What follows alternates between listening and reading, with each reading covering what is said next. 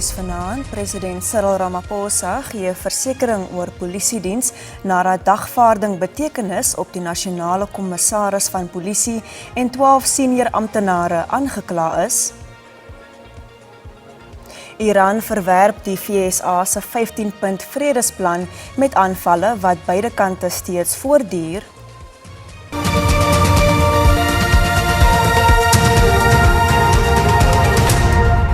Goeienaand en baie welkom by die Afrikaanse nuus.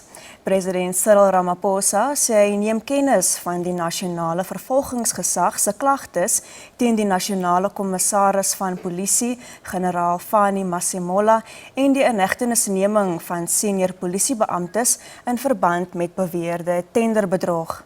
Die NGV wou nie besonderhede bekend maak oor die dagvaarding teen Masemola wat op 21 April in die Landdroshof in Pretoria moet verskyn nie. Ramaphosa sê hy sal saam met die minister van polisie werk om te verseker dat die SAPD stabiel bly en sy mandaat kan uitvoer terwyl die ondersoek teen Masemola en die ander polisiehoof voortduur. Die 12 polisiebeamptes, maatskappydirekteur Mike van Wyk en 2 maatskappye het saam met Kat Matlala in die Landdroshof in Pretoria verskyn in verband met 'n 360 miljoen rand tender wat aan Matlala se Medicare 24 maatskappy toegestaan is. Die 15 is op borgtog vrygelaat wat wissel tussen 40.000 en 80.000 rand terwyl Matlala terug tronk toe is waar hy verhoor afwagtend is op aanklagte van onder meer poging tot moord. Kort na hulle verskyning op aanklagte van korrupsie, bedrog en geldwasery, het die polisie en die NVG bevestig dat die nasionale polisiekommissaris gedagvaar is om in die hof te verskyn. I can confirm that the National Commissioner of SAPS, General Fani Masemola, was served this afternoon with a notice to appear in court on the 21st of April on the Medicare 24 tender. General Fani Masemola remains fully committed to upholding the rule of law and the integrity of the office he serves. He has taken note of the charges brought against him and he has pledged his full cooperation with all lawful processes. The summons were served today, this morning to him. And like I said, even in the morning before we came to this court, we cannot divulge the content of or the charges at the moment until they are presented to him here. Obviously, wherever he is, he knows because it has been served on him. But it is not up to us to be saying it in the public space. Die beskuldigdes wat vandag in die hof verskyn het, se saak is tot 13 Mei uitgestel. Die SAPS het intussen die versekering gegee dat hy sy verkrygings- en tenderprosesse sal versterk om 'n herhaling van die Medicare 24 skandaal te voorkom. Die beskuldigde wat aangekla word vir die moord op Marius van der Merwe, ook bekend as getuie D wat voor die Matlanga-kommissie getuig het alle betrokkenheid by die moord ontken. Matipandile Sotheni, 'n voormalige spesiale taakspanbeampte, het vlugtig vir 'n tweede keer in die Brakpan Landdroshof verskyn. Hy staan tereg op verskeie aanklagte, insluitend moord, poging tot moord, sameswering om moord te pleeg en die onwettige besit van 'n vuurwapen en ammunisie. Sotheni het alle skuld ontken en het sy frustrasie uitgespreek dat sy borgtogaansoek uitgestel is. I have not done anything here. I'm on social media. I'm everywhere. My name is painted. So, Your Worship, for postponing this case, it's delaying the matter. And I wish to assist the court. I'm ready with my statement. I'm ready to say what had happened. Sotheni sê ook hy ken nie die prokureur wat hom tans verteenwoordig nie. The lawyer here is the first time I see him today. He's not been given instruction by me. He did not even take my statement, Your Worship. I'm arrested here for something I did not commit. Die nasionale vervolgingsgesag sê die staat is gereed om met die saak voort te gaan. Must understand that the state does not enroll any cases unless there's a prima facie evidence against the accused. And in this case, the accused has a case to answer to in court, hence he appeared in court today. Die NVG sê ook die ondersoek duur steeds voort. Die saak is tot 14 Mei uitgestel. In Yeoville, Johannesburg, is 4 vermeende gewapende rowers doodgeskiet en 1 in hegtenis geneem tydens 'n misdaadintelligensie gedrewe operasie. Die polisie het het inligting ontvang oor verdagtes wat reisigers vanaf OR Tambo internasionale lughawe in Kempton Park teiken. 'n Multidissiplinêre wetstoepassingsspan wou die verdagtes se voertuig wat gelei het tot 'n hoë spoed jaagtog en 'n oor en weer skietery. 3 ongelisensieerde vuurwapens is ook op die toneel gevind. Die Gautengse polisie ondersoek of die verdagtes moontlik verbind kan word met ander misdade. En ons gaan net hierna voort met nog nuus in Afrikaans, bly geskakel.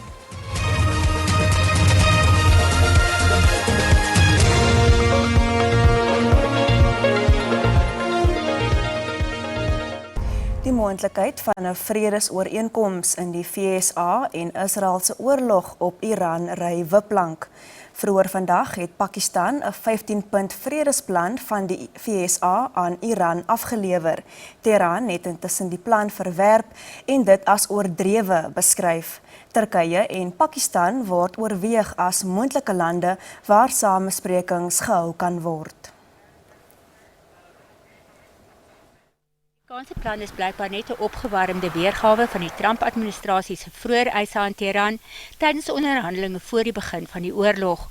Dit vra onder meer dat Iran sy 3 hoofkernaanlegte tot nul maak, sy Iran-verrykingsprogramme beëindig, sy ballistiese missielprogram opskort en die straat van Hormuz ten volle heropen. Op sy beurt beloof Amerika om sy sanksies teen Teheran te verlig. Iran, wat reeds aangedui het dat hy nie die oorlog gaan beëindig nie, tensy alle sanksies opgehef word, dring egter aan om vergoed te word vir die skade wat hy tydens die oorlog gelei het en internasionale waarborge dat die VSA nie weer in sy interne sake gaan inmeng nie. Vroeër het 'n woordvoerder van die Iranse weermag weer ontken dat die land in enige onderhandelings met Amerika betrokke is en gesê dit lyk asof die VSA met homself onderhandel. Intussen het golflande Iranse aanvalle op hulle infrastruktuur verdoem tydens 'n vergadering met die VN se Menseregteraad. Volgens hulle ondermyn Iranse aanvalle op Amerikaanse basisse in hulle lande internasionale reg en soewereiniteit en hou dit 'n bedreiging in vir internasionale en streeksveiligheid. Iranse ambassadeur by die VN sê sy land tree in selfverdediging op. Responsibility for these attacks lies not only with those who carried out those attacks, but also with those who facilitated, supported, and encouraged them. Iran considers it its right to respond to attacks at their source and to prevent any repetition of aggression. Finally, Mr. President, our message to our neighbors is that we must be united for the sake of our shared values, geography, and future. Die VN se Hoogkommissaris Volker Turk sê die enigste manier om te verhoed dat meer lande betrokke raak by die konflik is om die oorlog so gou moontlik te beëindig. Conflict can never be ordinary or standard, but this conflict has an unprecedented power to ensnare countries across borders and around the world. Complex dynamics could ignite further national, regional, or global crises at any moment, with an appalling impact on civilians and people everywhere. The only guaranteed way to prevent this is to end the conflict. Lande van die 47-lid Menseregteraad sal later stem oor 'n mosie om die Iranse aanvalle te veroordeel en te vra dat die situasie deur Volker gemonitor word. Intussen het die sekretaris-generaal van die Verenigde Nasies, Antonio Guterres, 'n oproep om 'n onmiddellike staking van vyandelikhede gevra en die VSA en Israel versoek om die oorlog te beëindig. Guterres sê die oorlog bring erge menslike lyding mee en het 'n verwoestende impak op die wêreldekonomie. Hy het ook 'n beroep op Iran gedoen om nie sy bure aan te val wat nie deel van die konflik is nie. The prolonged closure of the strait is choking the movement of oil, gas, and fertilizer at a critical moment in the global planting season. Across the region and far beyond, civilians are enduring serious harm and living under profound insecurity. I witnessed some of these consequences firsthand during my recent visit to Lebanon. There too, the war must stop. Die burgerregteorganisasie AfriForum gaan die nasionale vervolgingsgesag vra om sy besluit te hersien om nie die ANC se sekretaris-generaal Fikile Mbalula te vervolg nie. AfriForum het tydens 'n nuuskonferensie in Centurion 'n sogenaamde Mbalula-dossier vrygestel wat verskeie beweringe teen Mbalula bevat. Die ANC sê die beweringe is 'n politieke smeerveldtog. AfriForum maak beweringe van bedrog, korrupsie en geldwasery in die dokument bekend wat verbind word met Mbalula se vakansie in Dubai in 2016. AfriForum voer aan dat die saak nie deeglik ondersoek is nie en heropen moet word. Die feite is heel eenvoudig. Dat daar was 'n vakansie na Dubai deur meneer Mbalula wat geduur het van die 28 Desember tot die 28 Desember 2016 tot 3 Januarie 2017.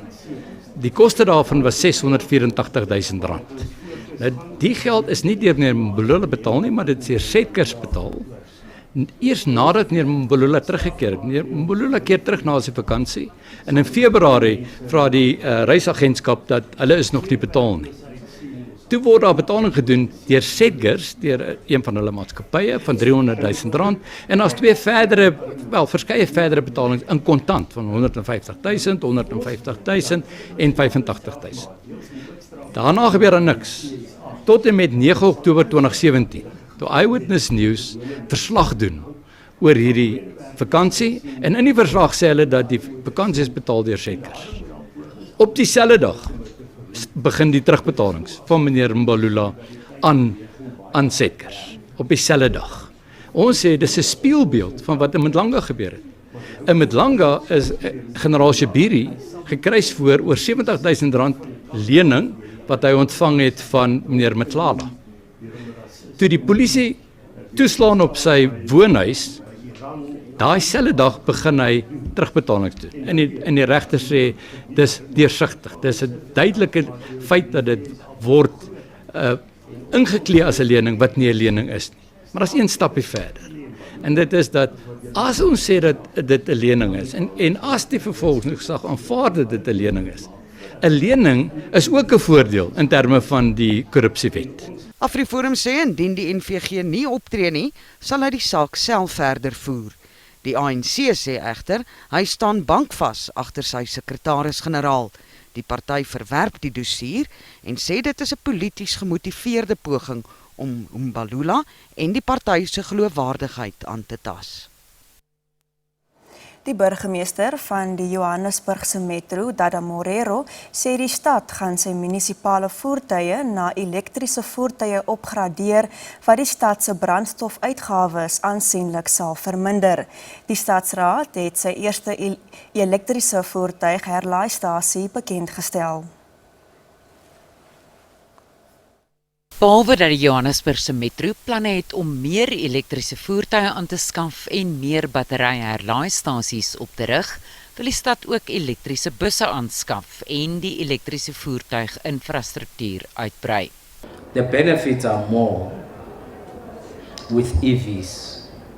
What EVs means, it therefore means that we'll make a savings as the city. Of course, the initial investment will be higher, because the EV buses are quite expensive than consumption, but they will no longer require diesel and petrol, which is quite expensive, and charging stations have proven to be much cheaper. City Power beplan vinniger, meer gevorderde herlaaistasies vir die volgende fase. We've put in all these 14 or 15 charges.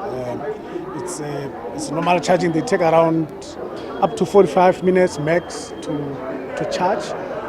But then what is exciting is that it is what we've tested as a proof of concept. If it will work, because we have looked at the market, how it was reacting with the old charging systems. The old charging system, they take hours, 4 hours, plug a car. But then we said, let's start with this one, as what we had in terms of the budget. And then here we are now. So when we move to the next phase, that we'll talk about the ones that are between 5 to 10 minutes to charge. Dit is deel van die metro se groen energie strategie. We are contributing to clean air, which is a positive, mitigating against climate change. we're contributing towards reducing the costs. Die stad beplan elektriese voertuigherlaaistasies in verskeie gebiede in Johannesburg.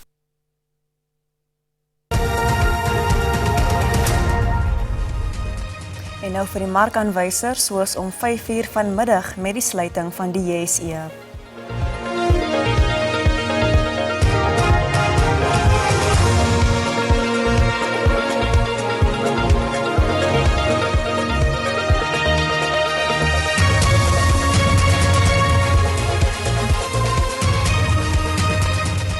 Bly by ons vir die sportnuus van die dag as ook die weer vir môre. Sien nou.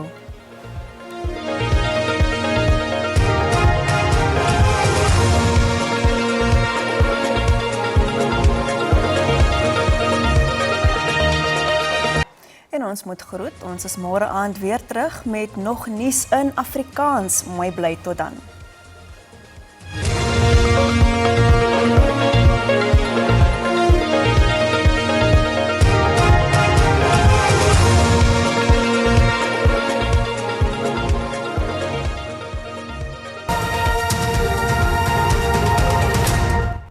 Goeienaand, welkom by die weer. Kom ons kyk na ons weervooruitsigte vir vandag en môre. Vir vandag is 60% kans vir reën in dele van Vrystaat. Dan sien ons ook 'n 30% kans vir reën in die oostelike dele van die land. Vir môre is 60% kans vir reën in die sentrale gedeeltes en dan ook in die oostelike dele van die land. Môreoggend miskolle langs die plateaurand wat dan strek tot en met langs die Weskus. Vir môre is daar 'n geel vlak 2 waarskuwing uitgereik vir ewige donderbuie wat dan verwag word in die sentrale en dan die oostelike dele van die land. Kom ons kyk nou na ons minimum en maksimum temperature in Gauteng. Pretoria 18:30, Bronkhorstspruit 'n maksimum van 28 en dan Johannesburg en Vereniging het albei 'n maksimum van 28. In Limpopo Tsanin 17:30, Bella Bella 17:31 en Lephalale dan 'n maksimum van 30. In Mpumalanga, Mashishing 15:29, Secunda 14:27, Standerton 'n minimum van 14 en Middelburg 'n maksimum van 25. KwaZulu-Natal verspreide buie en donderbuie, Richards Bay 22:31 en Durban 23:29. In die Oos-Kaap baie nat in die provinsie, Willowmore 13:28, Mthatha 16:28 en Gqeberha 16:26. In die Wes-Kaap sonnig en woester met 'n maksimum van 30, Oudtshoorn 15:32 en Mosselbaai 17:23. In die Noord-Kaap, Carnarvon 'n maksimum van 28, Appington 'n maksimum van 30 en Calvinia 'n minimum van 8 en 'n maksimum van 33.